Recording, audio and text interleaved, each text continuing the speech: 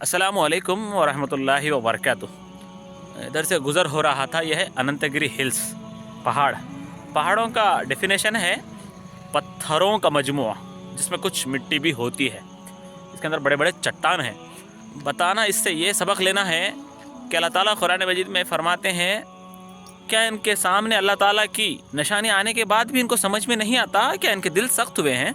और एक बार अल्लाह ताला इरशाद फरमाते हैं सूरह बकरा के अंदर, क्या इनके दिल इतने सख्त हो गए हैं, क्या पत्थर बन गए हैं सख्ती की वजह से? अरे पत्थर तो ऐसे होते हैं, कुछ पत्थर अल्लाह के डर से गिर जाते हैं ढलकर, और कुछ पत्थर से पानी निकलता है।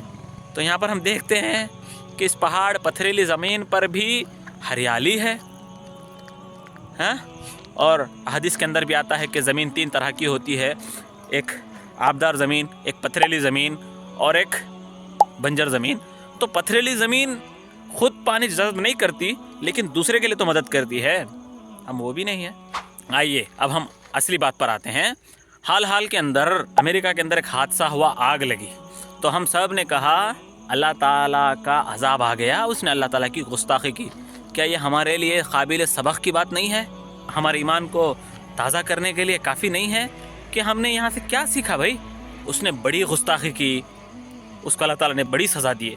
हम भी तो अल्लाह ताला की चलती फिरती दुनिया में किसी का दिल दुखाते हैं, किसी को तकलीफ़ देते हैं, अल्लाह ताला को तकलीफ़ पहुँचाते हैं हमारे हरकतों से। अल्लाह के रसूल सल्लल्लाहु अलैहि वसल्लम को हमारे कुछ हरकतों से तकलीफ़ होती है। ऐसे हरकत हम करते हैं कि हम सोचें इसके बारे में, हम वो नहीं सोचते हैं। जो समझ में आया दूसरों के ऊपर बोलते हैं। तो शायर कितना प्यारा कहता है एक शायरी में, गौसुद्दीन देवबंदी साहब की शायरी है, जलते घर को देखने वालों, भूस का छप्पर आपका है, आग के पीछे तेज़ हवा है, आगे मुक़द्दर आपका है, उसके क़त्ल पर मैं भी चुप था, मेरी बारी अब आई।